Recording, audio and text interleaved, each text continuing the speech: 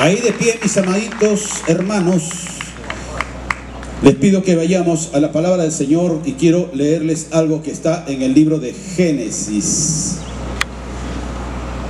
Génesis capítulo 2, versículo 8 y versículo 15 dice: había plantado el Señor Dios un huerto en Edén al oriente, y puso ahí al hombre que lo formó. Puso ahí en el jardín que Dios formó, lo pone al hombre. Y el versículo 15: tomó pues el Señor Dios al hombre y lo puso en el huerto de Edén para que lo labrase y lo guardase. Amén y amén. Gracias te damos, Señor, por esta mañana. Gracias por tu palabra que nos vas a dar. Háblanos, Señor, y que nuestro entendimiento quede sujeto al Espíritu, que nuestra alma, Señor, que nuestras emociones, que nuestro conocimiento, que nuestras experiencias, que el intelecto que tenemos quede sujeto al Espíritu, y que nuestro espíritu sea hablado por tu Espíritu Santo. Gracias te damos, Señor, en el nombre de Cristo. Amén y amén. Abraza a una persona y dile: hoy día Él me habla. Díselo: hoy día Él me habla. Decláralo. Y toma asiento ahora sí. Antes de entrar de lleno a esta palabra, que no va a ser muy extensa, dado que hay un grupo nutrido, espero que haya sido nutrido, que ha estado acá desde 8:45. No quiero extenderme más, pero en Génesis 1:28, antes de lo que hemos leído, decía: y los bendijo Dios. ¿A quién los bendijo Dios? ¿A quiénes? A Eva y a Adán, ¿verdad? Dile al que está a tu lado: soy un bendecido. Amén. Muy bien. Y los bendijo Dios y les dijo: fructificad, multiplicaos, llenad la tierra, sojuzgadla, señoread en los peces del mar, en las aves de los cielos, en todas las bestias que mueven sobre la tierra. Algo que encontramos nosotros acá, que el Señor te da una bendición y después te pide algo a cambio. Y no es que sea un interesado el Señor, pero Dios no quiere gente ociosa en el reino.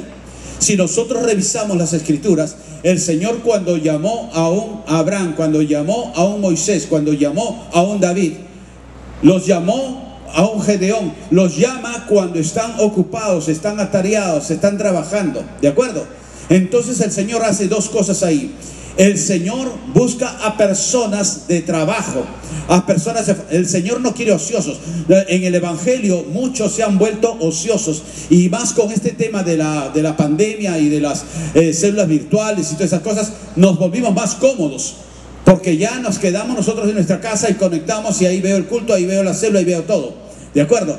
Pero el Señor no busca ociosos. Es que estoy muy ocupado con las tareas. Ya, ese es el segundo punto en esta parte, en la cual el Señor busca gente que está activa, que llegue un momento en el cual uno puede reorganizar sus tiempos y poder darle el servicio al Señor de lo que nosotros tenemos. Por ejemplo, si nosotros hablamos de la ofrenda o del diezmo, bueno, no vamos a tocar el tema del diezmo, pero hablamos de una ofrenda. El Señor no te pide, como hace unos momentos yo les estaba diciendo, el Señor les dice que tú vas a dar, y que yo me acerque a uno para manipularlo en las emociones, y el Señor me ha mostrado que todo lo que tienes acá en el banco lo vas a entregar al Señor. Eso es manipulación y eso es viveza, ¿de acuerdo? No es eso, no ese es el caso. El Señor nos habla de una ofrenda que uno debe dar y darle al Señor en la excelencia, y a veces la ofrenda puede exceder a lo que tú das de diezmo, ¿ya? Porque la ofrenda no tiene medida, no tiene tope. El diezmo de ese 10% mínimo, porque si hablamos del diezmo de la ley es 10%, si hablamos diezmo de la gracia no tiene parangón, no tiene límite. Pero ya, la ofrenda puede exceder el diezmo, ¿de acuerdo? Y el Señor no te dice: me vas a dar todo lo que tienes, es más, te vas a ir al banco, vas a sacar un préstamo y me lo das. No te dice eso el Señor, ¿de acuerdo? Te dice que cada uno dé conforme a su corazón, conforme a su posibilidad, ¿de acuerdo? Y si yo tengo como 1000, y salvo que el Señor me diga, da los 1000, pero si yo voy a dar una ofrenda, puedo dar una ofrenda generosa, pero sin quedarme sin nada para la obligación tributaria o administrativa que pueda tener en casa, qué sé yo, ¿de acuerdo? Acá el Señor también, en lo que es el trabajo y el servicio al Señor, te dice que le des, pero no te dice que renuncies y que vas a estar a servicio de tiempo completo para el ministerio o para la iglesia, salvo el pastor principal, que, bueno, la iglesia lo sostiene, ¿de acuerdo? Pero si no, el Señor lo que te dice es que puedas readministrar. Yo recuerdo mucho con esta mujer, mi esposa, cuando estábamos en Lima, no éramos pastores, estábamos al servicio y un momento... Dice la pastora, no mira cuando dice esta mujer. Y hubo un momento en el cual un jefe, un gerente que tenía, me puso la puntería y estaba, qué sé yo, fastidiado conmigo y me quería sacar. No tenía motivos, por eso no podía, pero estaba que me perseguía. Y con los tiempos, ustedes saben que yo era supervisor de visitadores médicos y mi trabajo era en la calle. Los tiempos yo los manejaba, ¿de acuerdo? Pero me perseguía así al milímetro. Entonces yo también tuve que reorganizar mis tiempos en el servicio al Señor. Y entonces fui donde nuestro pastor y yo le dije, y tal cosa y tal otra, no voy a poder seguir sirviendo. Porque nosotros éramos líderes, teníamos celo de discipulados, celo de evangelismo, éramos también maestros de academia, en ese tiempo era escuela de líderes, éramos maestros y todo ello. Entonces hubo cosas que tuve que soltar. ¿Por qué? Porque en mi empresa me estaban comiendo más tiempo, me estaban pidiendo más tiempo. ¿De acuerdo? Entonces pude reorganizar mis tiempos, pero nunca dejamos de servir al Señor. Nunca dejamos de servir al Señor. Y tampoco hubo motivo para que me botaran del trabajo porque le sacaba la vuelta al trabajo, en lo absoluto. Entonces uno tiene la potestad y la autoridad y la sabiduría para reorganizar sus tiempos y poder darle el servicio al Señor.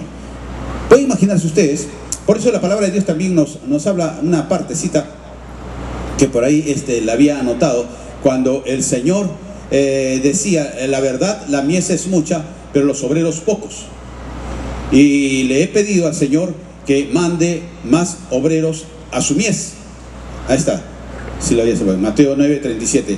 Que Jesús le dice a sus discípulos, la verdad la mies es mucha, más los obreros pocos. Rogad pues al Señor de la mies para que envíe obreros a su mies. Miren, es una iglesia grande y uno puede decir, uy, qué bueno, Pastor Reinaldo, la iglesia es grande, entonces, pucha, que estará sobrado de siervos. Mentira.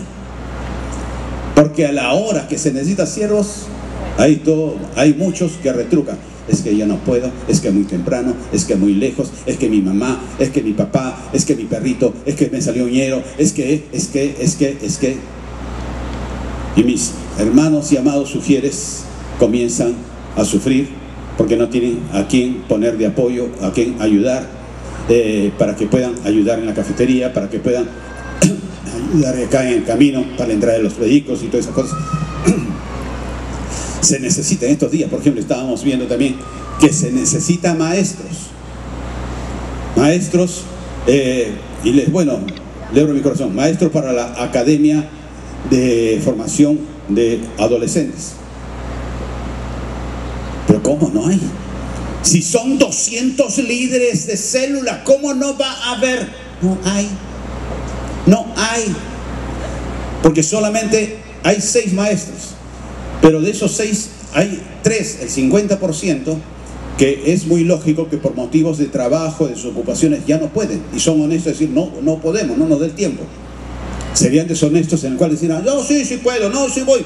Y falta, llega tarde, no da a cabalidad sus enseñanzas y todas esas cosas. Y para la iglesia, o al menos para mí, yo le tengo un amor especial a los adolescentes. Tanto así que un tiempo tuvimos escuderos y que media iglesia creo que los quería sancochar a ellos conmigo ahí de cereza del pastel.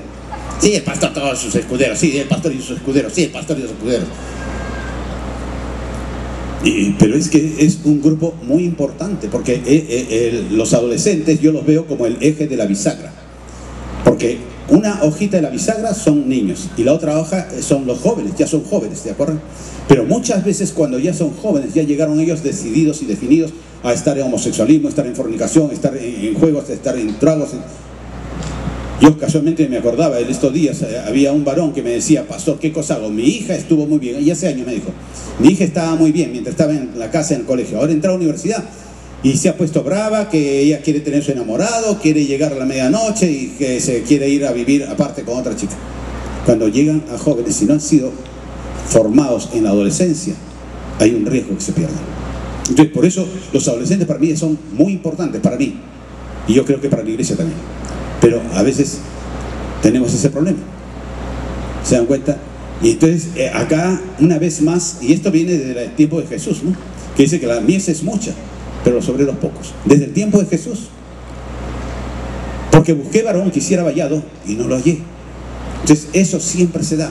Pero para poder criticar y juzgar que tal escuela, que tal academia, que tal ministro, que tal maestro, que tal líder, para criticar sí, pero no para meterse en la brecha y poder ayudar y levantar eso. Hay personas entre ustedes y entre los que no pueden haber venido hoy día que tienen muy buenas ideas y decir, bueno, yo voy a apoyar en esto, yo voy a aportar en esto, yo voy a estar trabajando en esto, yo quiero aportar en tal cosa, yo quiero apoyar en una forma especial para tal necesidad del ministerio, de la iglesia, etcétera, etcétera. Pero también hay religiosos que dicen, bueno, yo doy mi diezmo y punto, a mí no me fríen más. Pero bueno, eso se queda ahí. Pero volviendo al tema, disculpen si me voy del punto al que quiero llegar. Y el tema de esta mañana es el jardín. El jardín. En mi casa hay un jardín. Ese jardín, a mi esposa le gustan las plantas. Yo no sé si ella me ha visto medio vegetal y por eso le gusto yo a ella, pero a ella le gustan las plantas, mucho. Entonces, cuando nosotros nos mudamos a la casa donde estamos, procuramos que la casa tuviese un espacio para poder hacer un jardín. Nosotros antes estuvimos viviendo en San Fernando, en una casa que también tenía su jardín.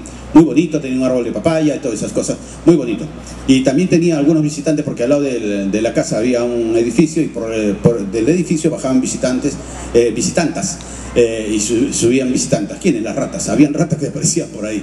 Y como había jardín, había papayas, yo pienso que eso también los atraía. Pero bueno, en este jardín no hay ese problema de ratas. Entonces, cuando llegamos a esta casa, procuramos, la compramos a crédito, con un crédito bancario, y procuramos que sea una casa que tuviese un jardín. Y tenía un jardín que lo único que se estaba cultivándose ahí era tierra y más tierra.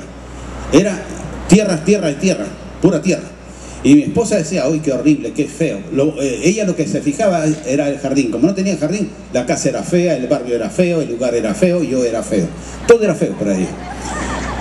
Pero con paciencia y trabajo se comenzó a sacar esa tierra, a removerla, a poner gras, champas de gras que se ponían, que se compran y todas esas cosas. Y hoy día es un jardín muy bonito, incluso a veces he transmitido del jardín, se siente hasta los pajaritos y todas esas cosas.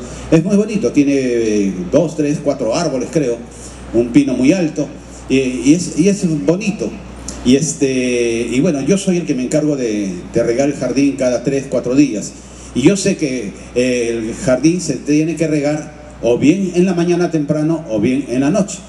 Ahora, en la noche, en la tarde, en ese sector donde vivimos, no entra agua de la calle, entra solamente esta tarde. O sea, tenemos agua en el tanque. Entonces no uso el agua del tanque. Entonces en las mañanas, a veces cuando estoy haciendo recargados, dejo la manguera ahí que vaya echando agua y comienzo a transmitir recargados. Pero cada 4 días, cada 3 días lo estoy regando. Bien, pero entonces el jardín también, cuando yo estoy transmitiendo recargados, a veces estoy transmitiendo y me distrae un poco, a veces unos picaflor. Unos picaflor que bajan, son pequeñitos, bajan y están ahí en las plantas. Ahí ha florecido y ha salido maracuyá, nadie la sembró, no sabemos cómo llegó, pero da bastante maracuyá. Entonces, y es algo muy bonito, muy agradable ese jardín, el jardín de mi esposa. Y nosotros podemos ver que, y Dios me llevaba a ser inspirado para traérselo a ustedes, este tema del jardín. Porque ¿cuál es el propósito de un jardín? La importancia de un jardín. Y ahí nosotros encontrábamos cuando el Señor, cuando Dios Padre va a formar al hombre, primero formó el jardín, que era pura tierra, pero el Señor permitió que comience a florecer para poner al hombre, y lo pone con una misión. El Señor lo bendice, el Señor te bendice, y luego te da como encargo la misión ¿de qué? De hacerlo florecer, de hacer fructificar ese jardín. Entonces, hay una importancia en el jardín y hay un propósito. El jardín es necesario que florezca, ¿verdad?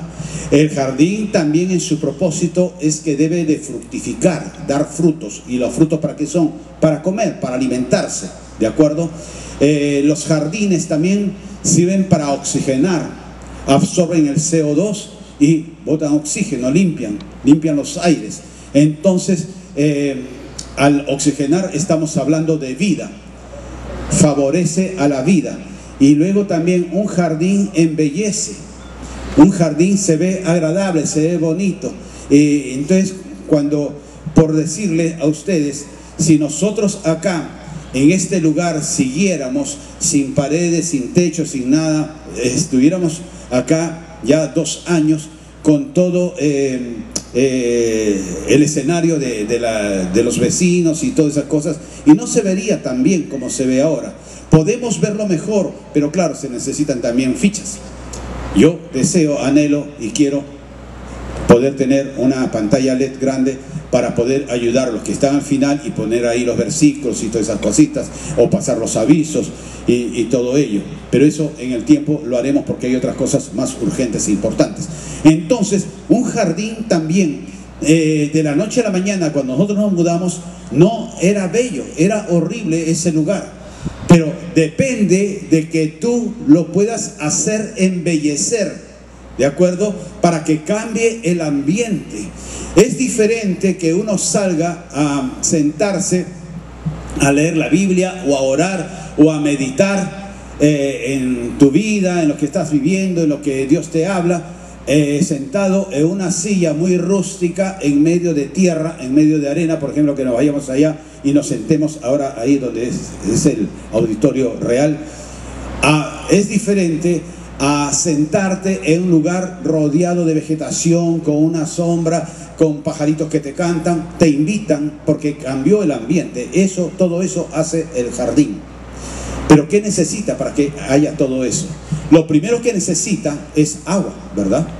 Porque si no hay agua en el jardín, se seca y se muere. Incluso también el jardinero me decía, y es el que me enseñó, que no se debe regar al mediodía, porque al mediodía el sol está más fuerte, está arriba, entonces quema también las hojas y no sirve que se riegue al mediodía, sino o muy temprano o muy tarde o en la noche. Luego también, por consiguiente, ese lugar debe tener agua, debe tener cierto grado de humedad. El ambiente tiene que estar húmedo para que haya un jardín. Hay una canción, disculpen que me escape por otro lado, hay una canción de un cantante antiguo, un español que murió, Nino Bravo, y había una parte que decía: yo no quiero que mueras siendo flor de invernadero sin haber visto nunca el cielo. Porque los invernaderos es un lugar cerrado en las cuales se da todo el ambiente para que pueda crecer una flor, unas plantas, ¿verdad? Pero no están al aire libre. Entonces esa canción era muy bonita, siempre me hacía meditar a mí, de que uno puede estar encerrado con un ambiente muy apropiado, pero otra cosa es que eso lo puedas transmitir, que el ambiente se expanda fuera de barrera o fuera de un invernadero. Lo mismo también, el ambiente tiene que ser húmedo, tiene que ser dispuesto para que pueda crecer, para que pueda haber jardín, ¿de acuerdo? Luego tiene que ser regado, y el regarlo, ahí es que interviene tu mano, la mano del hombre, de poder aplicar y regar con una manguera, con un aspersor, qué sé yo, el agua. Y nosotros pudiéramos también ir trasladando estas enseñanzas de que hay un jardín, del propósito de Dios, que haya un jardín, enseñarnos a qué, a poder ver el jardín del Edén. ¿En dónde? Acá, entre nosotros, en las diversas casas Renuevo, en Trujillo, en el Perú y en el mundo. El mundo se está cayendo a pedazos por la invasión de muchas formas que presionan para que retroceda el cristianismo. Y los cristianos muchas veces nos replegamos y dejamos que el mundo siga avanzando. Un amigo muy querido que vive en Estados Unidos, en una ciudad, me escribía el otro día y me decía, él tiene como 50 años viviendo allá en Estados Unidos, pero él no olvida sus raíces latinas, y él le gusta cuando le cuento de ustedes, o le cuento del Evangelio acá en Perú. Su hermana también vive en Perú y también le cuenta lo mismo.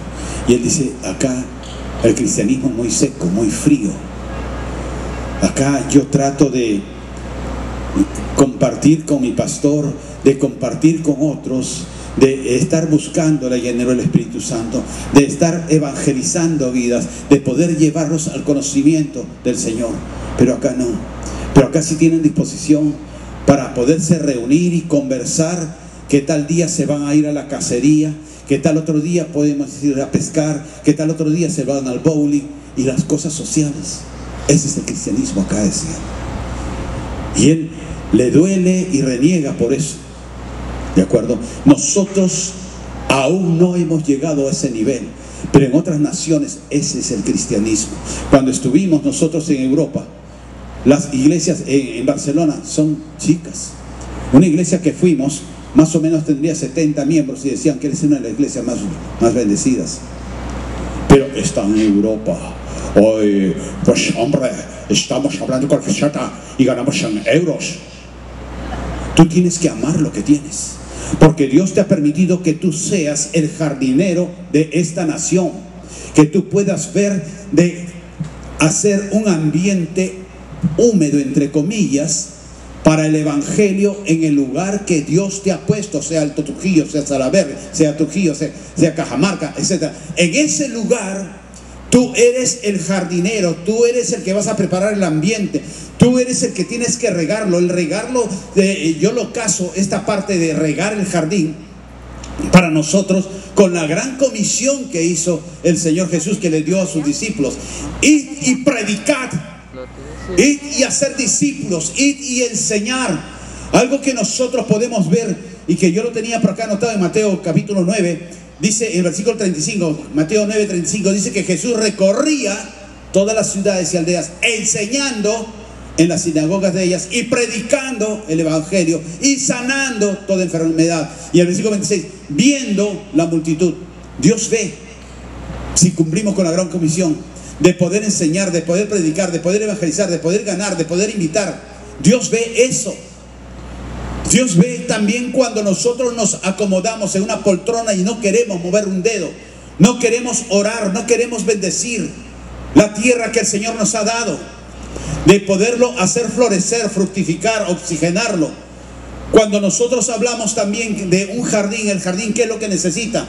Necesita nutrientes. Eso mi esposa sabe más que yo, porque ella me decía y me hablaba, se necesitan nutrientes. Y ahí, gracias a Dios, frente al costado de nuestra casa hay un campo de cultivo. Y yo veo, y ahí he aprendido también que los labriegos, hay un tiempo que aran la tierra, hay un tiempo que la dejan descansar, otro tiempo que aran la tierra, y después otro tiempo que ellos están ahí poniendo algunas semillas y después están poniendo nutrientes. Están poniendo nutrientes para que tenga una mejor cosecha. Entonces también la tierra necesita nutrirse.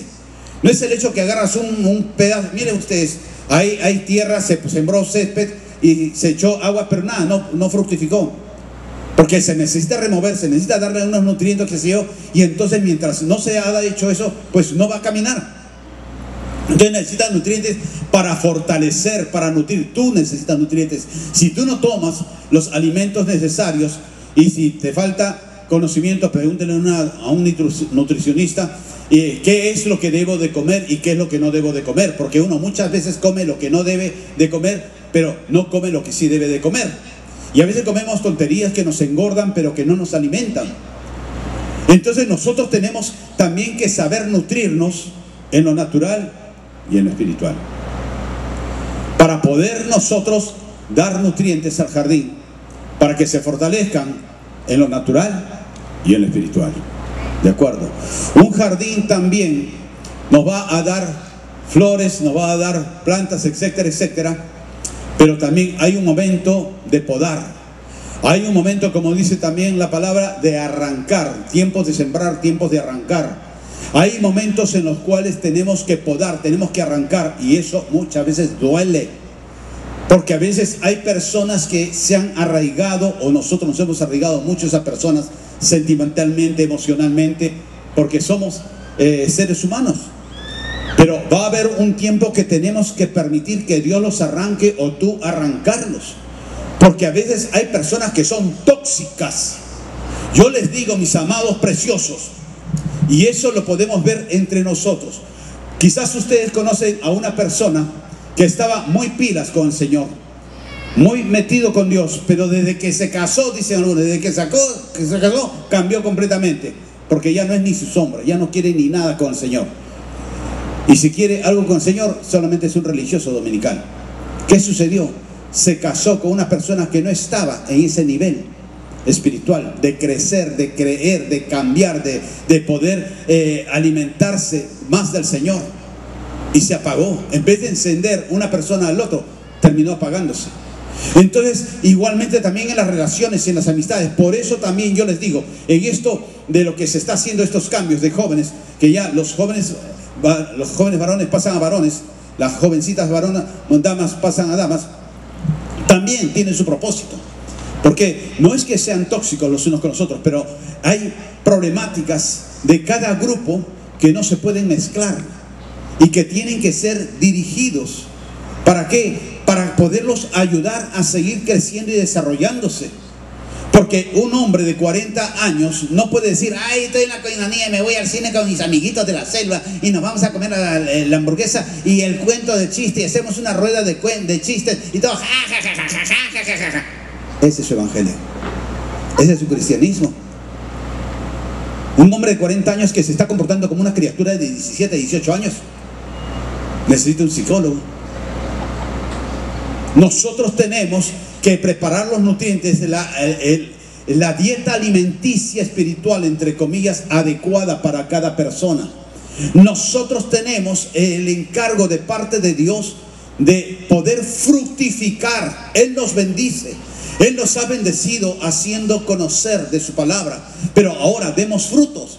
Ahora desarrollemos lo que Dios ha puesto en ti, lo que ha puesto en mí, la capacidad, la habilidad que tienes, que Dios puso en ti. Una monja me sacudió a mí antes de conocer, no estén pensando mal, yo no me he metido con una monja.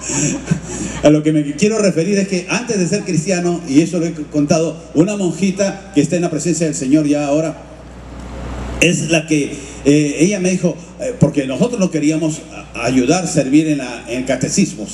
¿Cuántos han ido al catecismo? Gloria a Dios. ¿Ah? Ya, pero era del catecismo. Tú eras también salesiana, así que no te me hagas. Tú decías, salesiana soy. Muchachas, hemos de la MA. Eso cantaban las salesianas. Y ahí salía mi esposa ahí con sus banderas y cosas, ¿no? Y después hacía striptease. No, mentira, eso lo hacía la monja superior. No, una monjita de ahí nos dijo para que nosotros pudiéramos ser parejas guías de un plan piloto que tenían para hacer el catecismo para las niñas que iban a hacer su primera comunión, donde estaban mis hijas. Y el plan, ¿cuál era? De hacer parejas guías. Entonces yo decía, pero está bien, pues el catecismo se lo dan a las hijas, ellas son las que de la primera comunión, yo no tengo nada que ver ahí. No. ¿Cuál era el sistema?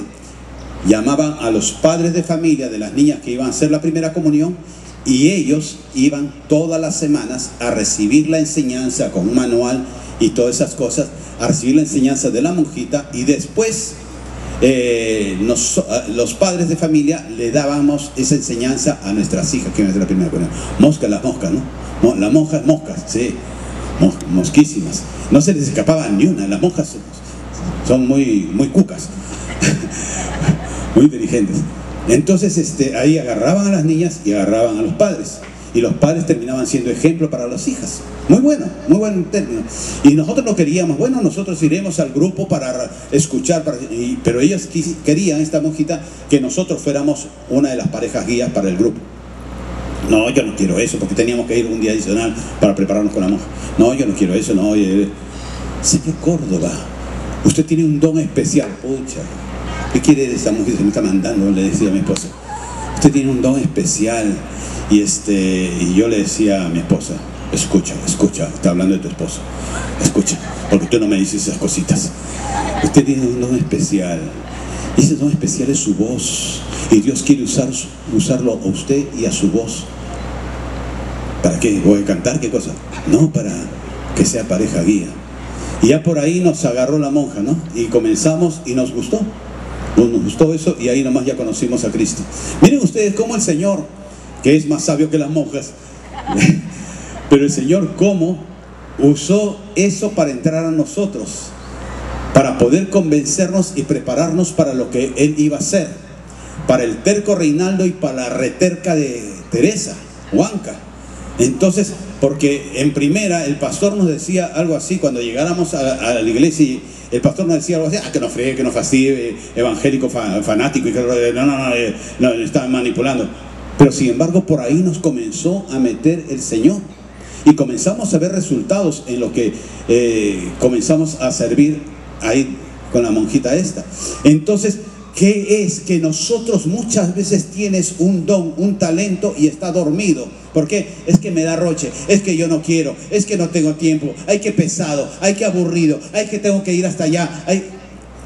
Y dejamos que se duerma ese don. Es como que tú tienes una semilla de, qué sé yo, a mi esposa le encantan las orquídeas. Y yo la veo a ella, por ejemplo, hay algunas orquídeas que yo le he comprado y otras que ella se ha robado y las tiene ella ahí. No, hay orquídeas que le han regalado a ella, hay orquídeas que ella se ha comprado, orquídeas que yo le he comprado, y tiene varias orquídeas ahí en la casa y son muy bonitas, son muy lindas, ¿no? Y pero ella se da un trabajo especial y ella busca, y me dice, cuando ella estaba enferma y que no podía bajar a las escaleras y todas esas cosas, entonces yo ahí soy la, ¿no? Soy la que traigo, soy la que riego, soy la que hablo, soy la que cocino, soy la que todo. Yo era soy la. Y entonces y me decía, ella estaba mal ahí en la cama y estaba, ay, me duele, sí, ¿has regado mis orquídeas? Pucha, la orquídea tiene más poder que la palabra para sanarla a esta mujer. Y yo le decía, sí, le he regado. ¿Qué agua le echaste? Me decía. ¿Qué cosa? Yo no sabía que las orquídeas tenían sabor, que probaban. No sé, Coca-Cola, Inca-Cola, lo que sea, pero le echo líquido. No, ¿qué agua le has echado? La agua del caño, pues. ¿Qué agua? No, tienes que echarle agua filtrada. Agua ozonizada. Ah, qué fina salió la orquídea, más fina que yo. Pero, y también después ella ya veía que hay que buscar un sustrato, ¿no? Se le pone un sustrato que son como unos tronquitos, unas maderas y todas esas cosas. O sea, le da un trato especial. Dile a que está a tu lado, pareces orquídea.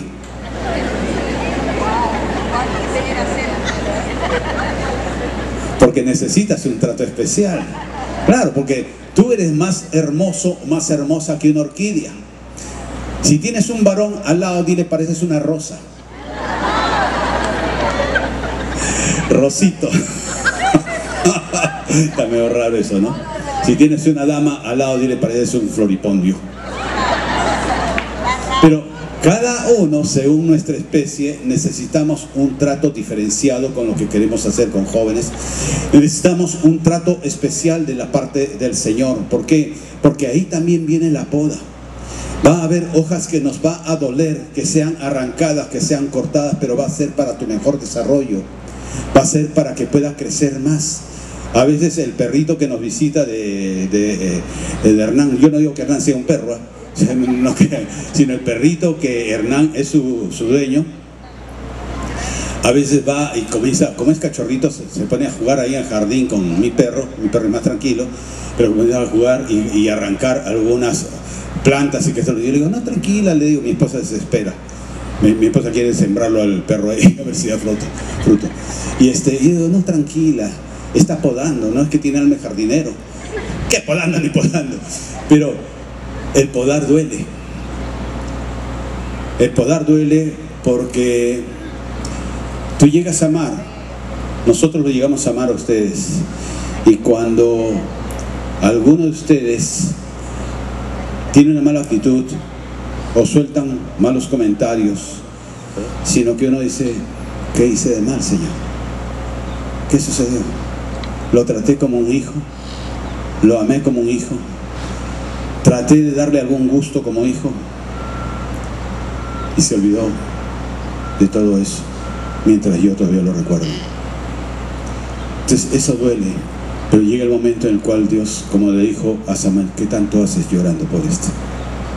Yo ya me he provisto de otro mejor que él.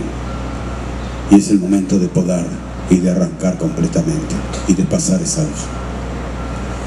Cuando nosotros podemos entender esto, el podar es limpiar, es arrancar. Cuando es arrancada la espina que se te clavó, se va a restaurar. Y ahí viene el último punto. El último punto que se necesita para un jardín: sanar. Porque también hay bichos en los jardines y se busca una sustancia para fumigar, para curar la planta, para sanar la planta. Y también nosotros podemos encontrar personas que Dios te da en el jardín frente a ti, en panorama de personas que tienes cerca a ti. Te da personas en las cuales tienes que prepararles un buen ambiente, tienes que darle la palabra, regarlo con la palabra, regarlo con bendiciones. Tienes tú que nutrirlo con las escrituras y con tu testimonio, con tu ejemplo.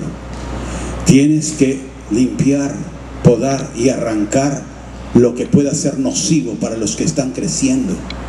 Y tienes que sanarlo, ayudar a ser restaurado. Es cierto que va a un encuentro, en encuentro se ora por sanidad, de acuerdo, pero tiene que seguir un tratamiento esa persona.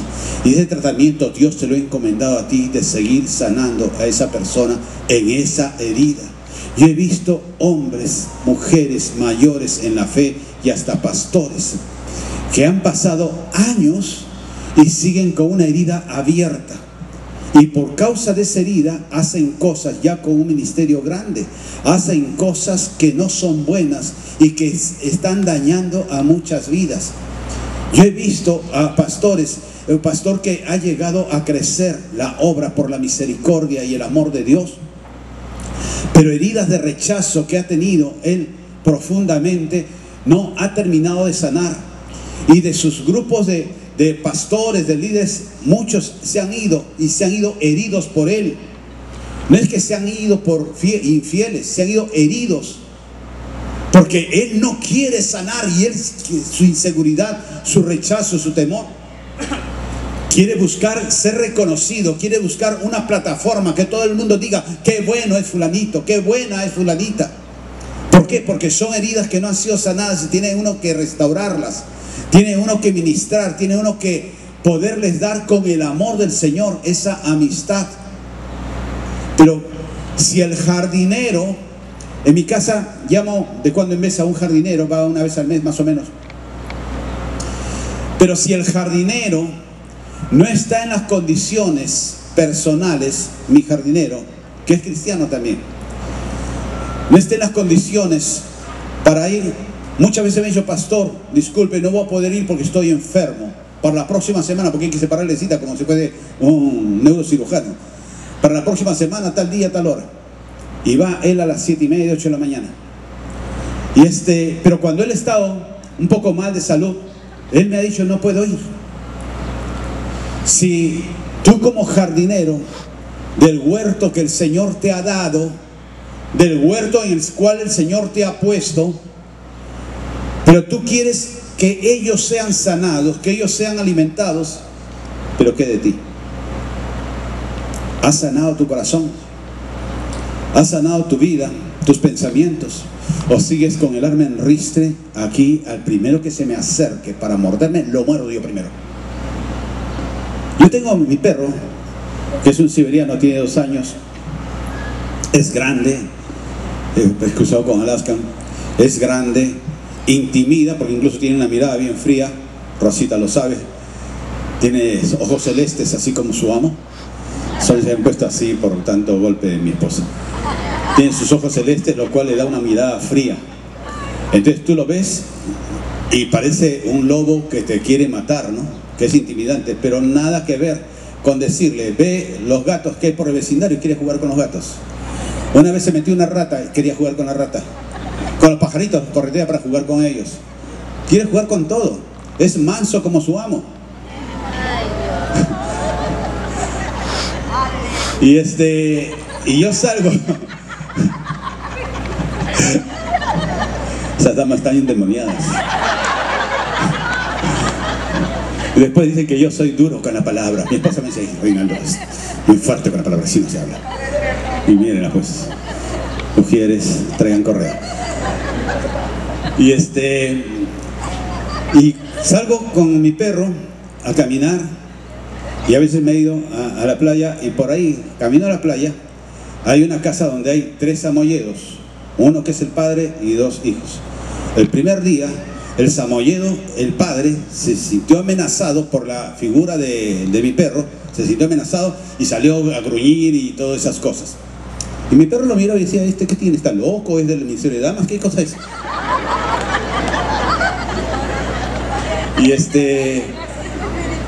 Y el otro día, que vuelvo a pasar por ahí, y lo veo al samoyedo, y el samoyedo viene adelante, despacio, y atrás vienen sus hijos. Y mi perro, él no es agresivo, entonces mi perro lo mira normal. Entonces dejo que se acerque el samoyedo, y mi perro le comienza a mover la cola, y el samoyedo también lo huele con cierto temor, y después el samoyedo se fue, porque él vio que no era una amenaza. ¿De acuerdo? Cuando nosotros podemos ver que si no hemos sido debidamente sanados, muchas veces vamos a estar como ese samoyedo a la defensiva. Cuando alguien se te ponga al brinco así todo defensivo, dile samoyedo. Y está a veces a la defensiva porque uno cree que va a ser agredido, que va a ser humillado, que va a ser avergonzado, que quiere avergonzarme, que quiere estar sobre mí. Y uno comienza a ponerse a la defensiva. ¿Por qué? No por la persona esa, sino por las heridas que traigo de atrás. Porque me trataron mal, porque me humillaron una vez, porque no he sido sanado. O como este pastor que le digo, porque él fue rechazado, y fue muy rechazado porque estuvo en alcoholismo, estuvo en drogadicción, y fue rechazado por la familia, por los amigos y por todas esas cosas. Pero sanó, salió del alcoholismo y de la drogadicción, pero no cambió su vida de rechazo. Y vive en ese rechazo. Nosotros tenemos que poder sanar para poder sanar a otros.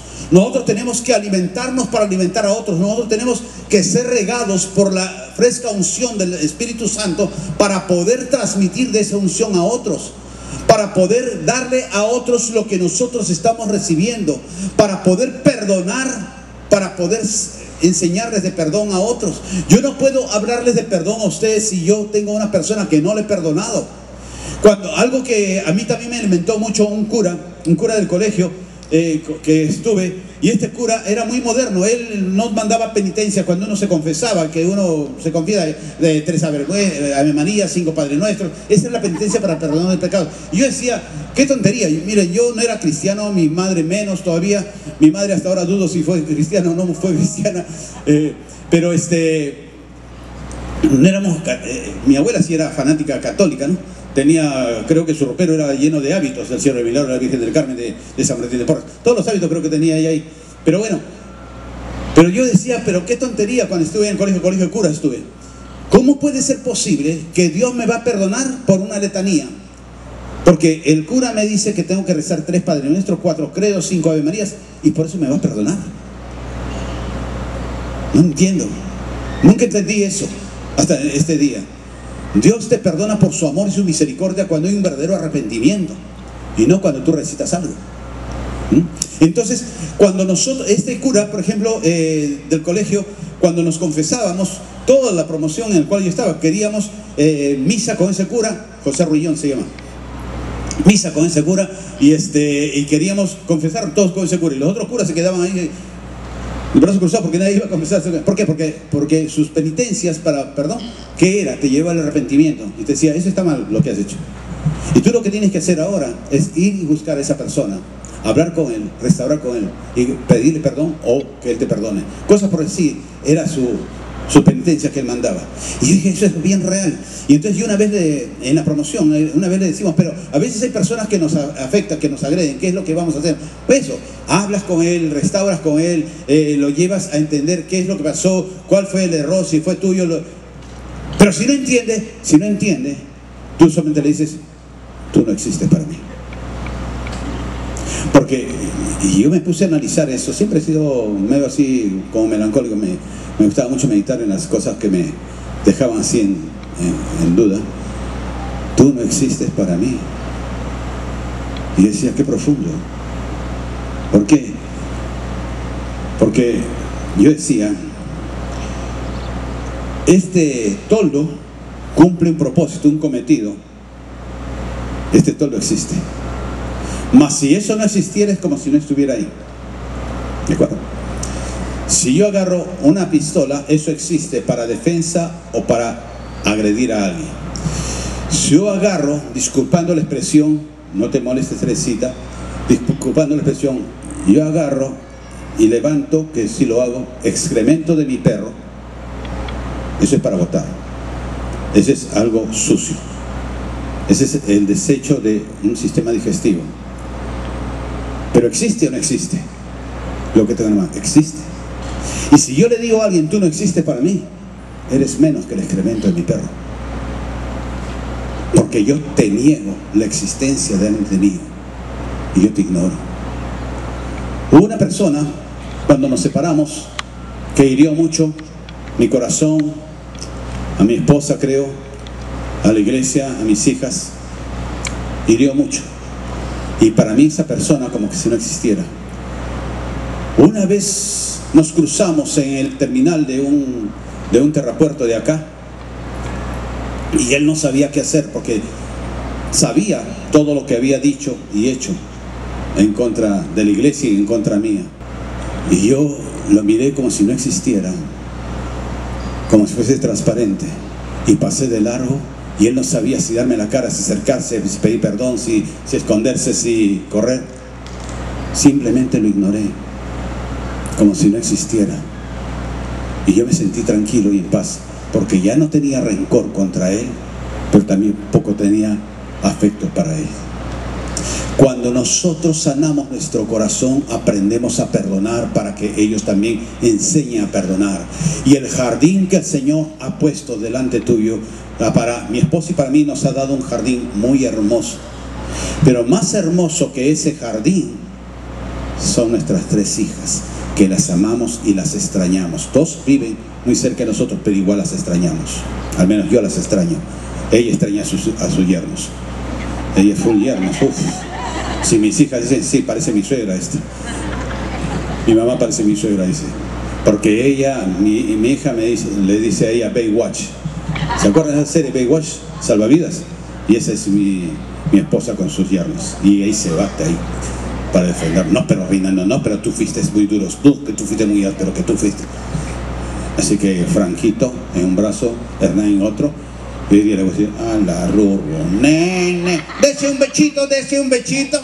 ¿Ah? Por prescripción de mi esposa. Pero más hermoso es ese jardín.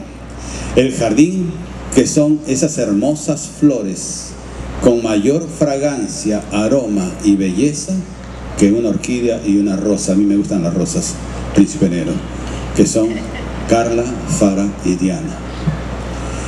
Que las espinas son mis yernos. No, mentira. Que también ellos son parte de ese jardín, porque ellos se encargan de hacerlas felices a nuestras hijas preciosas. Y ellos también son parte de ese jardín. Y mis nietos hermosos, miren ese nietazo que Dios me ha dado. Miren ese lujo para vestirse. Chicas, hagan cola.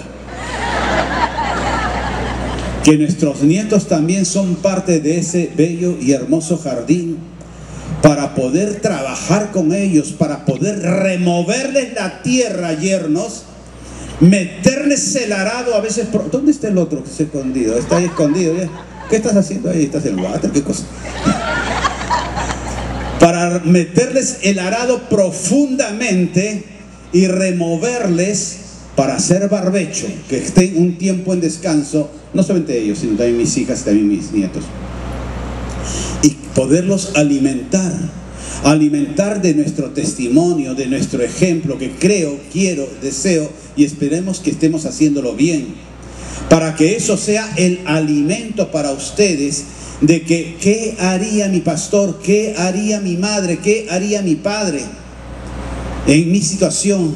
Y a ese primer jardín es que tenemos nosotros que trabajar. El otro jardín más frondoso, y más bulliciosos son ustedes. Y todo jardín y toda flor muchas veces tiene espinas, y nos vamos a pinchar con las espinas, pero la belleza no está en las espinas, la belleza está en la flor, la belleza está en los frutos. El alimento para el ambiente son los frutos. Cuando nosotros sabemos alimentar el jardín, es cuando nosotros nos colgamos, cuando Dios dijo, y los bendijo Dios y les dijo. Y uno le puede decir, gracias por tu bendición, y estoy cumpliendo con el jardín que tú me has dado, con la proyección de vida para las generaciones. Pero si yo en la casa voy a ser una persona de mal ejemplo para mis hijos, ¿de qué jardín futuro estoy hablando? Tenemos nosotros que ocuparnos de sanar heridas, de restaurar corazones, de restaurar lo que pueda haber sido afectado en nuestras vidas o en nuestro trato. A veces yo, como les digo, me gustan mucho las rosas, y a veces en el jardín hay rosas, comienzan a crecer. Ustedes saben cómo crecen las rosas, su tallo no es muy grueso, entonces comienzan a torcerse, y yo debo de tratar de poner un palito, una varita o una soguita, una cuerda para poder levantarla un poco. Pero al ponerle eso me pincho las manos porque tiene espinas, tiene muchas espinas. Pero no importa lo que pueda pasar de dolor, porque yo lo que voy a ver es una rosa hermosa después.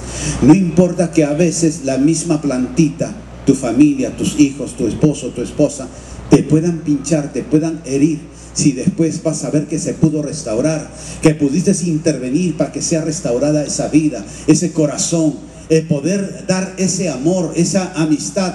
Cuando nosotros tenemos una célula, lo que tenemos que hacer con ellos es darle amistad, darle amor, y poder nosotros estar en una unidad.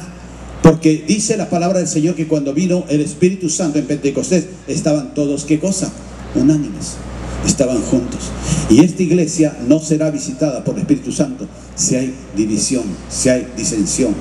Y entonces nosotros lo que necesitamos es que haya unidad, de que las personas que están a tu lado, los que están en otras congregaciones de renuevo, pues todos podamos estar unidos y podemos estar en el mismo sentir, de que podamos honrar a nuestros líderes, a nuestros pastores, bendecirlos también, sin necesidad de que ellos te pidan.